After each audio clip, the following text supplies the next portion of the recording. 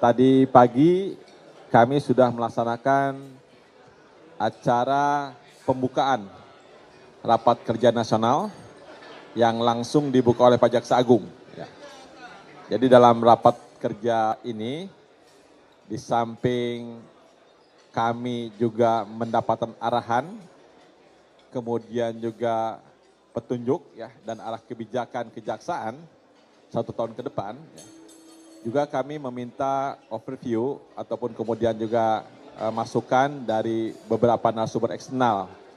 Antara lain tadi sebagaimana teman-teman sekalian saksikan, ada Pak Menteri PPN, Kepala Bappenas, itu dari segi kemudian perencanaan teknokratik kejaksaan ke depan seperti apa.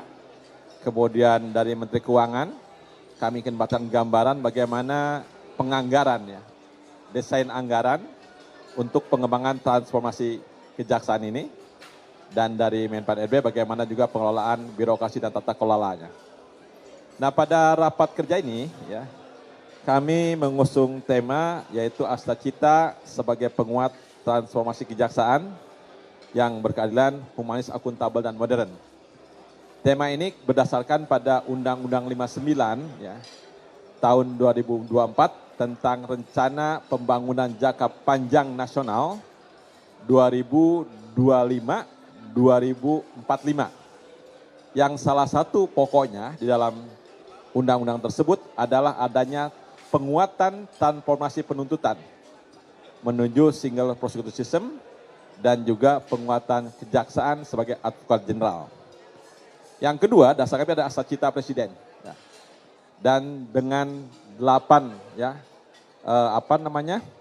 program prioritas dan 17 kemudian juga indikator kinerja yang disampaikan, serta yang tidak lebih penting lagi adalah peraturan Jaksa Agung atau Kejaksaan nomor 74 tahun 2024 tentang desain strategi kejaksaan 2025-2029. Inilah judul yang kami ataupun tema yang kami angkat dalam rakernas ini. Oleh sebab itu, teman-teman sekalian, karena ini menyangkut desain kejaksaan 2025-2029, maka juga dalam pembahasan daripada rapat-rapat nanti setelah ISOMA ini adalah kami para jaksa agung muda itu terbagi dalam panel-panel, ada 3 panel. Jadi panel pertama yaitu terkait dengan pemberantasan tindak pidana korupsi dan perbaikan tata kelola. Nanti ada Pak Jampitsus di panel pertama, kemudian juga ada Pak Jamdatun dari segi tata kelola, dan kemudian adalah dari Kepala Badan Perlindungan Aset untuk recovery aset. Panel kedua, teman-teman sekalian, itu yang disebut dengan nanti penegakan hukum yang humanis dan berkeadilan, dan juga bagaimana IT digital dan penguatan koneksitas. Maka di panel kedua itu yang muncul adalah saya selaku Jampidum, kemudian Jam Intel nanti terkait dengan bagaimana desain big data kejaksaan atau satu data kejaksaan ke depan, dan juga penguatan koneksitas, baik koneksitas dalam konteks pidana khusus maupun pidana umum. Dan yang ketiga adalah panel ketiga terkait dengan reformasi tata kelola dan aparatur, termasuk juga bagaimana menyiapkan kita semua untuk memberikan pelayanan prima bagi masyarakat, termasuk aparatur kejaksaan yang sebagai role model. Nah, ini akan diisi oleh Pak Jambin, Jamwas, dan Kabandiklat. Jadi ini yang berbeda yang kami buat inovasi ataupun kemudian hal baru dalam rakernas ini. Jadi kalau rakernas sebelumnya kan para jam itu sendiri-sendiri ngasih ceramah, ngasih kemudian pandangan dan arah kebijakan masing-masing jam. Sekarang kita gabung dalam panel-panel itu. Insya Allah nanti besok dilaksanakan dengan paparan Kajati. Kita pilih dari 34 Kajati itu, ada beberapa Kajati untuk memaparkan bagaimana capaian kinerja 2024 mereka, arah dan kebijakan mereka di 2025, dan kemudian kira-kira inovasi apa yang dilakukan oleh mereka selama menjabat selaku Kajati itu. Siangnya akan dilaksanakan yang disebut dengan kelompok kerja. Jadi Pokjaponya ini merupakan turunan. Jadi mengimplementasikan nanti arahan Pak Jaksa Agung tadi arahan Jaksa Agung secara global, kemudian diterjemahkan oleh para jaksa muda melalui panel-panel dan kaban. Kemudian dengan masukan narasumber dari eksternal maupun internal, maka kemudian diterjemahkan dalam pokja-pokja, nanti menyusun rekomendasi, saran dan tindakan di tahun 2025 ke depan ini. Itu teman-teman sekalian dari saya, sekali lagi terima kasih atas dukungannya, atas kemudian juga kerjasama di antara kita. Semoga tentu kami mengharapkan rapat kerja nasional Kejaksaan 2025 ini bisa juga menyusun kerangka teknokratik ya, sebagai dari penjabaran Kepja atau Perja 574 2024, bagaimana Grand Strategi Kejaksaan 2005-2029. Ya, itu Pak Kapus dari saya. Kalau ada pertanyaan mungkin silakan.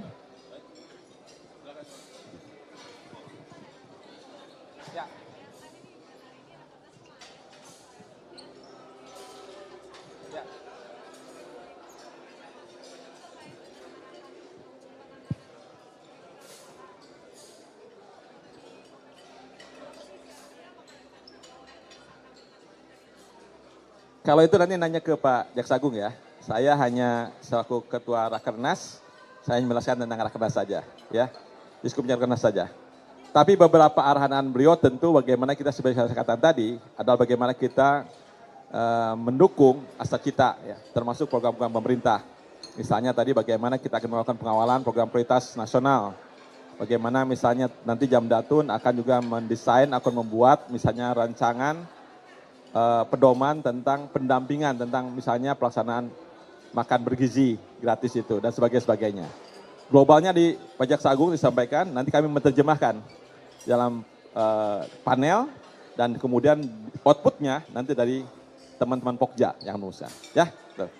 Silakan. Izin Pak. Ya. Izin, saya dari kompas.com. Pak, kan tadi disebutkan salah satu materi itu soal penguatan tuntutan ya Pak ya. Ini apakah penguatan tuntutan materi yang Bapak akan disebut hari ini? Apakah materi ini dihadirkan karena imbas kemarin Pak ya, vonis Harvey Muiz yang ternyata sangat jauh di bawah tuntutan atau seperti apa sih Pak? Ya, jadi saya koreksi ya, bukan tuntutan, transformasi penuntutan. Ya, jadi transformasi penuntutan menuju single prosecutor system. Mungkin itu salah satu bagian daripada itu. Jadi nanti kami ingin membangun, teman-teman sekalian, ada satu kebijakan penuntutan yang terintegrasi. Ya, terintegrasi dari mulai daerah, ya, kabupaten kota, di Kajari, sampai kemudian di Kejati, ke kami itu. Nah selama ini teman-teman tahu kan bahwa kami sekarang di Jampidum terutama sudah mendelegasikan seluruh kebijakan penuntutan ke daerah. Ya. Jadi ke kami itu hanya yang tuntutan mati, seumur hidup, atau percobaan, dan bebas baru ke kami. Selebihnya kami serahkan pada teman-teman daerah. Nah kami meskipun nanti memberikan kebebasan pada Kajati, pada Kajati untuk melakukan kebijakan penuntutan, tentu harus diukur nanti. Ada indikatornya, ada kemudian parameter yang harus dipatuhi, harus dijadikan pegangan buat teman-teman penuntutan. Ya, nanti kita ini bangunan besar ya, 2045 tapi bertahap. Maka tadi saya bilang, saya di panel bersatu dengan Pak Jam Intel karena terlihat integrasi nanti. Dalam dashboard yang nanti bisa merekam, bisa memantau bagaimana pelaksanaan penuntutan yang ada di daerah itu. Ya, itu Mbak ya. Cukup ya? Pak, izin satu lagi Pak. Ya, silakan. Izin satu lagi, Rahmat dari Merdeka.com. Dari mana Mas? Rahmat dari Merdeka.com. Merdeka, oke. Ya, terkait dengan Asta Cita ini di momen yang Rakernas ini, sebelumnya tadi sempat disinggung mengenai transformasi untuk penuntutan. Nah, kalau kita melihat belakang kemarin, Pak Prabowo sempat meminta untuk para jaksa menuntut para pelaku koruptor itu sampai, mohon koreksi, 50 tahun atau bahkan bisa lebih. Nah, apakah tadi di Rakernas ini sempat dibahas untuk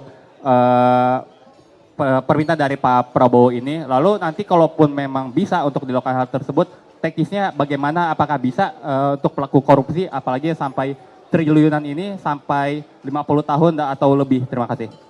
Ya, saya tadi katakan kan bahwa nanti teman-teman sekalian yang saya katakan dasarnya Undang-Undang 59 2024, Asta Cita Presiden, arah kebijakan pemerintah khususnya kan, kemudian terjemahkan oleh masing-masing jam.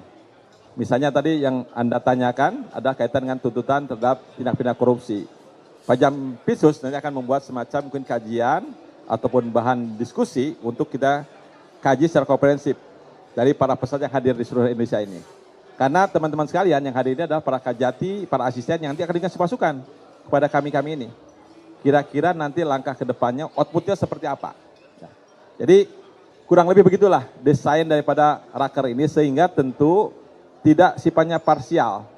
Tapi bisa menyeluruh kompleks ya, kompleksitas dalam artian juga menyangkut bagaimana penguatan tugas dan kewenangan kami selaku tentu saja bagaimana kita memberikan keadilan pada masyarakat ya. Yang kalau di kami itu humanis, kemudian akuntabel sebagai tema kami itu, dan juga bisa mewujudkan kejaksaan yang modern di masa akan datang. Ya, oke. Cukup ya? Oh, satu lagi. Indonesia, oke. Jaksa Agung Muda kemarin kan ke istana ya Pak ya, Ya. untuk berbicara dengan Bapak Prabowo ini. Ya. Membahas korupsi dan juga perizinan ilegal. Mungkin boleh dijelaskan nggak sih Pak di sana arahannya seperti apa? Lalu mungkin untuk mengaplikasikannya seperti apa gitu? Ya, tadi sudah saya katakan ya, sama pertanyaan dari teman kompas.com ya, Kompas TV, sama Kompas TV tadi menyatakan, itu di luar substansi saya ya, nanti mungkin tanya Pak Jaksa Agung atau Pak Kapus Penkum. Saya hanya menyampaikan di sini terkait dengan Rakernas, ya, teknis Rakernas, kemudian juga pelaksanaan Rakernas, dan kira-kira nanti output yang dihasilkan daripada Rakernas ini. Ya, itu teman-teman sekalian ya. Terima kasih atas perhatiannya. Mohon maaf tadi kami menunggu lama karena berbarengan tadi. Jadi Pak Menteri PPN berbarengan, terus kemudian datang Bu Menkyu karena beliau ada acara lain lagi, maka harus kamu padatkan, tidak menggunakan tadi jeda untuk break ataupun kemudian ya istirahat sejenak. Maka kami sekarang bisa menemui teman-teman sekalian. Terima kasih, kurang lebih mohon maaf. Assalamualaikum warahmatullahi wabarakatuh. Selamat siang, Om Santi Om, Namo Buddhaya, salam kebajikan, salam sehat semua. Terima kasih. Baik, terima kasih ya. Seperti yang sudah beredar di media ya, soal apa namanya ya membahas soal apa yang sudah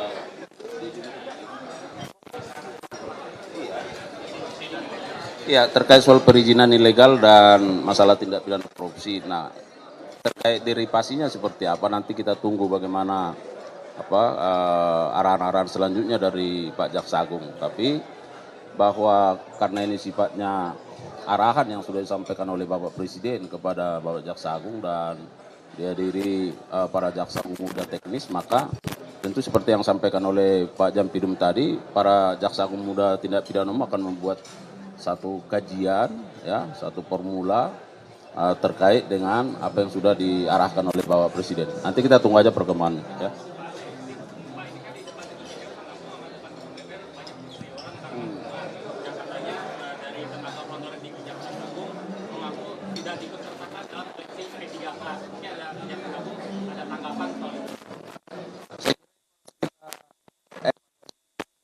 Terkait dengan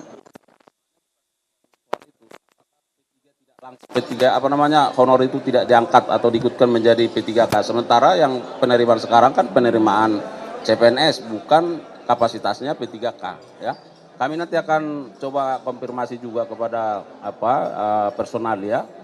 Aturannya seperti apa sih sehingga sampai ada seperti itu, ya kan? Karena yang setahu kita bahwa teman-teman di daerah itu yang selama ini masuk tenaga PPNPM, ya, mereka ikut ujian dan pada lulus. Ada yang lulus. Nah, cuman konteksnya apakah misalnya dia tenaga honorer harus langsung ikut diangkat dari tenaga P3K. Nah, ini yang mau nanti saya cek dulu ya. Ya, karena persoalannya apakah penerimaan CPNS ini statusnya P3K atau bukan itu. Nah, yang kami ketahui ini ASN untuk penerimaan ASN ya.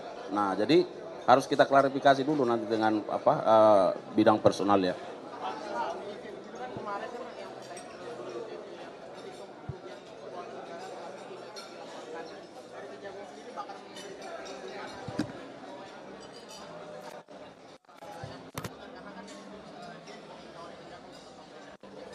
Nah, jadi terkait soal ahli lingkungan yang melakukan perhitungan terhadap kerusakan lingkungan ya yang sekarang dilaporkan katanya ya. Tentu kita harus mengacu kepada hukum acara yang ada ya. Kalau kita membaca tentang keterangan ahli dan bahkan undang-undang terkait soal perlindungan saksi dan korban di dalam pertimbangannya itu justru disebutkan bahwa ahli dalam memberikan keterangannya itu adalah bersifat mandiri dan harus dilindungi. Ya, oleh karenanya tentu kami sebagai institusi ya negara yang meminta perbantuan terhadap ahli untuk melakukan perhitungan ya. Tentu kami akan melakukan langkah-langkah juga ya. Nanti kita lihat perkembangannya seperti apa. Nah, yang perlu kita cermati juga, kami sudah sampaikan bahwa dalam putusan pengadilan tindak pidana korupsi, di sana sudah dinyatakan bahwa kerusakan lingkungan itu sudah menjadi bagian dari kerugian keuangan negara. Sehingga totalnya 29 plus 271 menjadi 300 triliun. Artinya kerugian kerusakan lingkungan yang dilakukan kajian dan perhitungan oleh ahli yang kita minta itu berarti sudah diadop oleh pengadilan. Lalu mengapa kita harus ragu terhadap pandangannya sementara pengadilan sudah menyatakan itu adalah kerugian keuangan negara? Artinya sudah perhitungan yang dilakukan oleh ahli itu sudah capable. Ya. Nah, oleh karenanya kita juga sangat menyesalkan kalau masih ada pihak-pihak yang mencoba ya membuat suasana menjadi keruh, melaporkan dan seterusnya. Nah, kami akan mempertimbangkan hal-hal lain ya.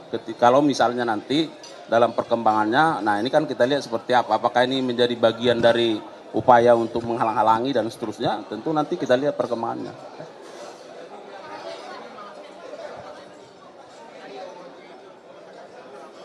Makanya nanti kita lihat dulu seperti apa ya. Nah, sekarang kan kita juga belum tahu prosesnya di bubble kan, apakah laporannya itu misalnya dikembalikan atau ditindaklanjuti dan seterusnya. Yang baru kan kita dengar hanya ini soal penerimaan laporan terkait soal itu ya. Tentu karena yang meminta itu kan negara, yang meminta untuk melakukan kajian perhitungan itu kan negara melalui kita ya. Dan ingat bahwa auditor negara melakukan perhitungan terhadap kerugian keuangan negara itu. Jadi ahli lingkungan itu membantu ya, memberikan kajiannya, pandangannya, pikirannya, pengetahuannya sesuai dengan keahliannya. Lalu yang menghitung itu kan auditor negara. Siapa? Kita minta bantuan dari BPKP dan hitungannya 300 triliun lebih. Dan oleh pengadilan itu diadop, disetujui berdasarkan putusannya menjadi kerugian keuangan negara seluruhnya. Yang di situ terdapat beberapa item.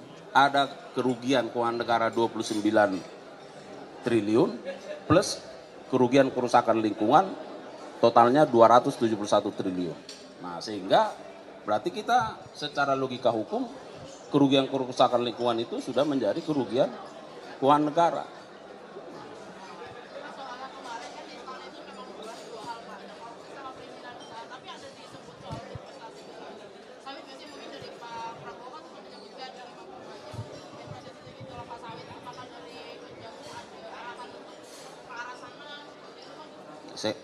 Saya juga belum tahu, nanti kita lihat ya.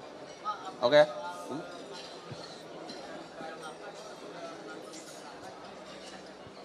Ya kan saya juga sudah sampaikan ke media. Nah, sekarang penyidikan ini penyidikan umum ya, sedang fokus terus menggali, mendalami untuk membuat terang dari peristiwa pidana ini ya. Nah, apa yang disampaikan oleh Bapak Jaksa Agung beberapa waktu yang lalu nanti kita tunggu ya. Tentu akan ada waktu yang tepat ya.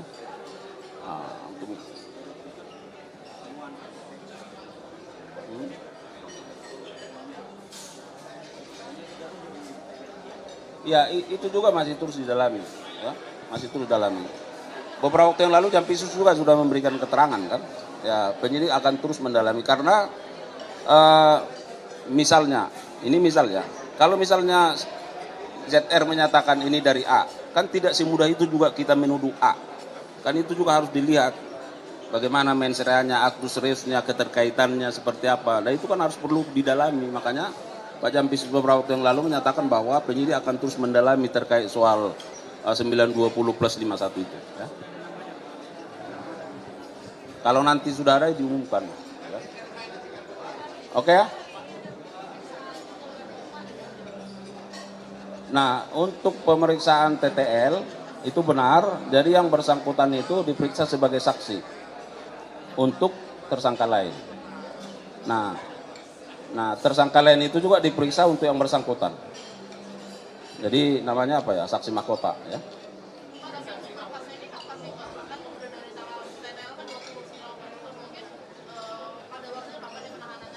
Ya kan penahanannya masih banyak, kemarin sudah kita jawab ya.